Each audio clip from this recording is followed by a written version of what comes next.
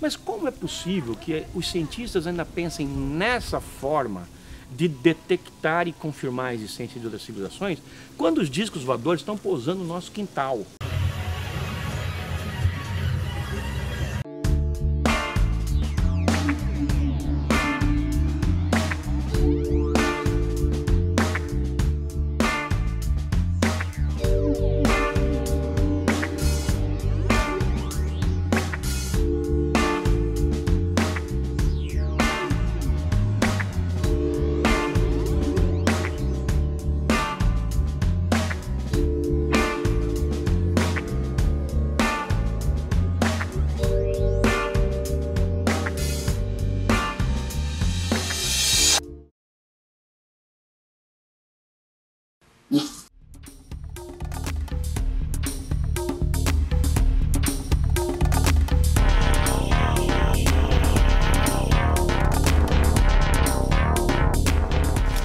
Que é a prova mais clara de que os discos Por que eles são tão voadores resistentes em falar sobre isso com a massa?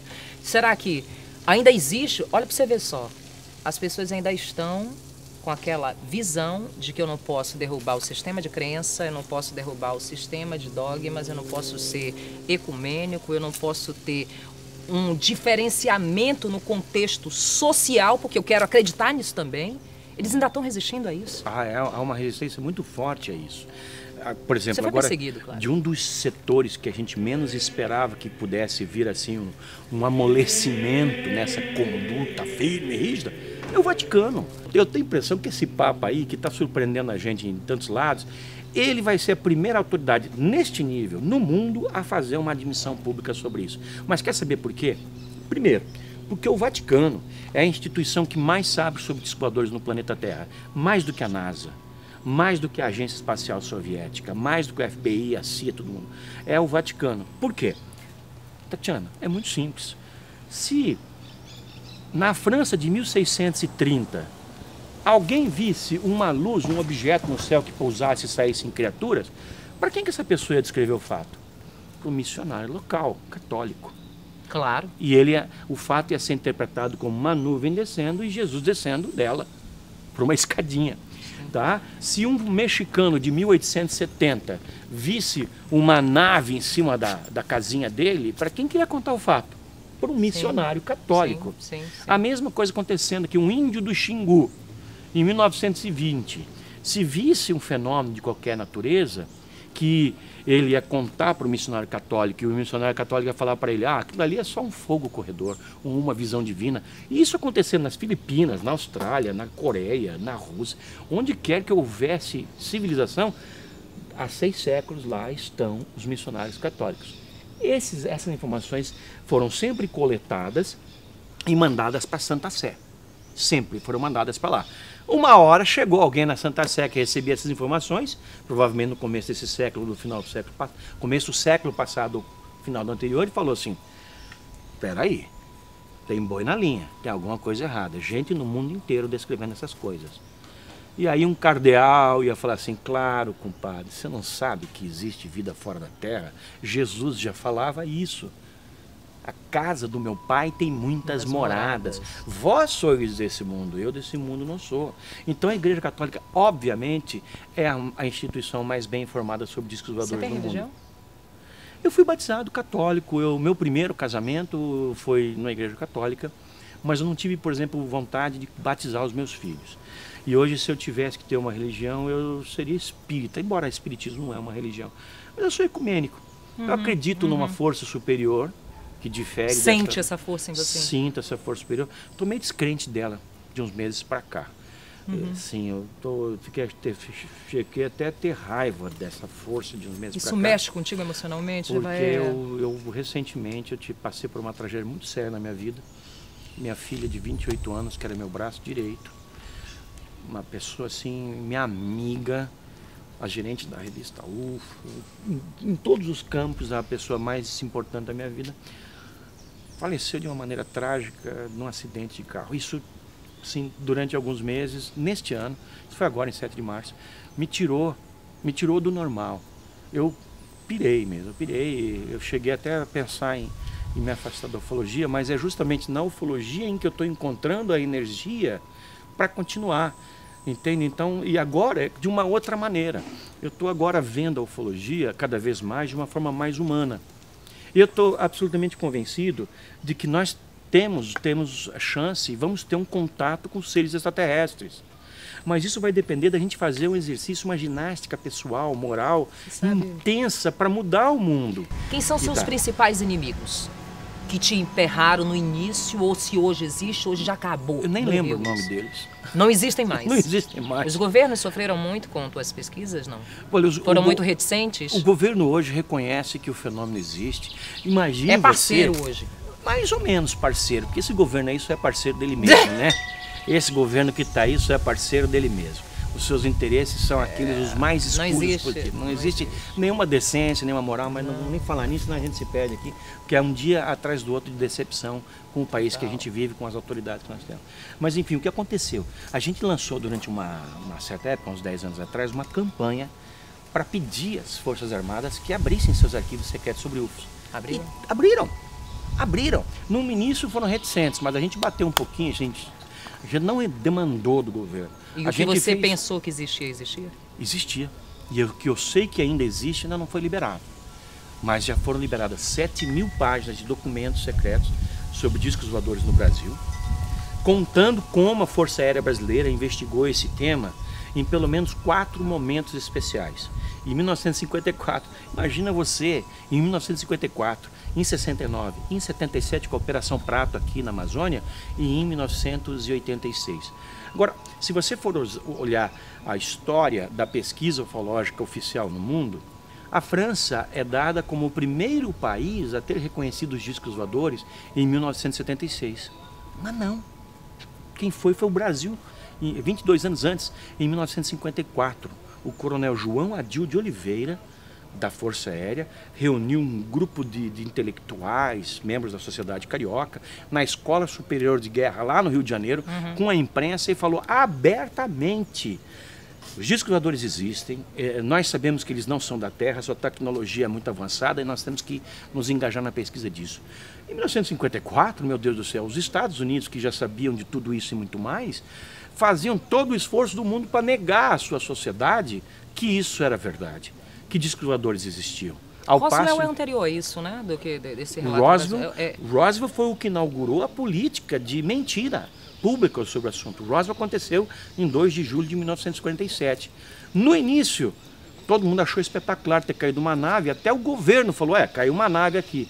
No dia seguinte, quando os caras foram olhar e viram: meu Deus, essa tecnologia aqui é algo que nós não compreendemos. Eles pegavam as peças do UFO e não tinha rebite, não tinha parafuso, não tinha fio, não tinha botão. O metal era maleado, no entanto não se cortava, nem com maçarico conseguia se fundir. Então eles perceberam que eles estavam diante de uma tecnologia extremissimamente avançada e não terrestre. A partir de então, eles passaram a negar que o fenômeno existia. Aquilo que caiu ali em Roswell foi um balão meteorológico, que isso? E a partir de então, em subsequentes ocorrências ufológicas, o governo intervia pesado no sentido de ridicularizar as testemunhas. O cara viu um disco voador, posado, foi abduzido. Mas você não sabe que ele é louco? Sempre vinha um agente do governo para dizer isso. É aquele ufólogo que é muito sério, professor da universidade e tal, esse é outro pirado, e dava um jeito de ele ser demitido da universidade, alguma coisa assim. Então, houve um complô de manutenção do silêncio, que, na verdade, os Estados Unidos empurraram para o mundo inteiro. Eles queriam que o mundo inteiro... Dementando o mundo inteiro, né? Isso, dementando. Tornando dementes. E alguns países começaram a se rebelar contra isso. E um dos que publicamente fez isso foi a França, por isso que a França leva o crédito. Mas eu, bairrista como eu sou, nas minhas viagens internacionais, eu boto os pingos nos is. Não foi França, não. Foi o Brasil e estão aqui as evidências. Por que após a Segunda Guerra Mundial? Existem várias correntes que dizem que pesquisadores, cientistas, desde Einstein aí e tudo mais, dizem que podem ter uma intervenção de tecnologia reversa. que eles utilizam.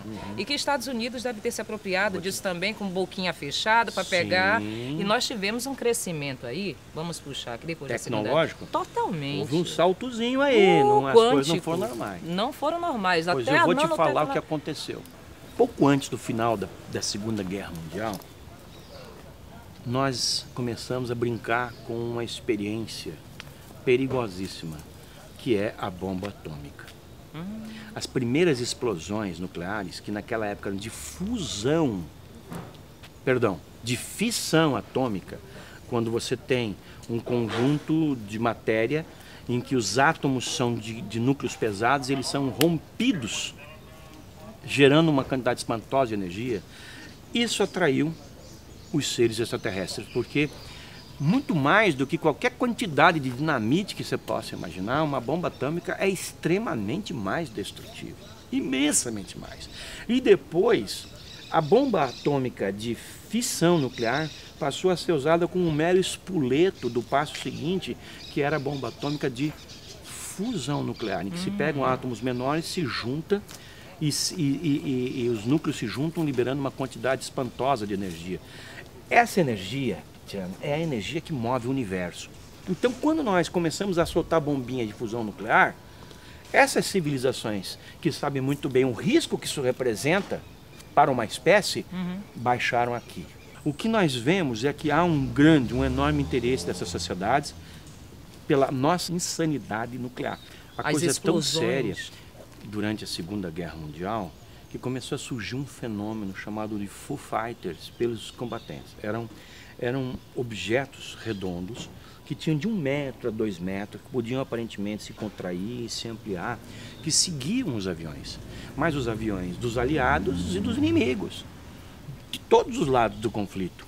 E como esses objetos não atacavam nenhum dos lados do conflito, todo mundo pensava, deve ser coisa dos nossos aliados aí, né? Deve ser coisa. A Alemanha achando que era alguém ali da Alemanha que havia produzido aquilo, Estados Unidos também achando que era ali a Inglaterra que tinha desenvolvido aquilo. Mas os caras se conversavam e falavam, escuta, aquelas luzes que seguiram as nossas aeronaves ontem eram de vocês?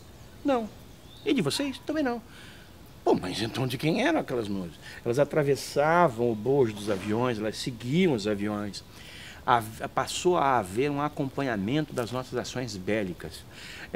Assim, você acha que isso foi uma forma desses... Vamos colocar numa linguagem bem comum, dos clãs, dessas pseudo-existências que existem por aí, de várias raças, darem uma olhada aí para esses humanos que estão querendo meio que destruir o equilíbrio, né? A ideia que se tem é de que primeiro, o homem é parte de alguma coisa maior do que o planeta Terra. É como se ele fosse ele é parte de uma humanidade que não está contida nesse pedaço de pedra que está girando em torno do Sol, mas é uma humanidade que está espalhada por inúmeros planetas, por várias e vastas regiões do universo. Então nós somos parte de algo. Tanto é que esses seres que vêm até aqui têm o nosso formato, porque nós e eles somos parte da mesma coisa. Mas somos um projeto deles? É muito provável que nós tenhamos sido um projeto deles. Tu és da teoria do 12º planeta de Zecharia Sitchin. Olha, foi Zecharia Sitchin mesmo quem fez a mais precisa tradução da Bíblia original. E o primeiro versículo da Bíblia, no início criou Deus o céu e a terra. Já começou errado por aí, Tatiana, porque a palavra Deus utilizada é Elohim. E não Eloá. Eloá com E maiúsculo é Deus. Elohim são deuses, ou seres divinos, mas em multiplicidade. Então, o certo seria, no início, criaram os seres divinos, no sentido de superiores, o céu e a terra. E a partir daí, tudo se modifica. Tudo absolutamente se modifica. Então, nós fomos criados, eu acredito, por civilizações mais avançadas, que já foram chamadas de jardineiros do universo. Givaé, eu te agradeço de coração. Não, eu que te agradeço. Eu te falei Muito obrigado que eu durmo e acordo. Você é o único homem que eu divido e que eu aceito dividir. Aí, Manaus. Aí, ó. Manaus Macaco é um apaixonado. Manaus Macaco. Apaixonado. Foi uma alegria ter feito essa entrevista contigo. Eu me abri bastante. Eu normalmente não falo sobre certas coisas que eu falei contigo aqui. Mas eu senti um clima bom, um momento certo. E eu estou num lugar certo. entre as pessoas certas para falar sobre isso. Eu espero mesmo ter a oportunidade de vir aqui e de trazer meus amigos, que também são ufólogos apaixonados tanto quanto eu, para a gente dividir essa informação com toda a sociedade dessa terra belíssima e abençoada que é Manaus. No que a gente puder contribuir também enquanto informação, que eu sei que você tem vários contribuidores, pegue aqui também, que você tem aqui parceiros. Agora também não só o Maia, temos nós também aqui, você pode contar com a gente. Muito obrigado. Obrigada também. É uma honra. Olha, honra por honra, eu sempre te digo, né? Televisão tá aí para você assistir, a gente está aqui no SBT, mas tem também o nosso canal no YouTube. Mas eu sempre digo, você tem fome de quê, hein? Quer matar a tua fome? Mata aqui com a gente. Então eu te deixo, olha, toda a paz, todo o amor. Espero contar sempre contigo, tá? Tchau.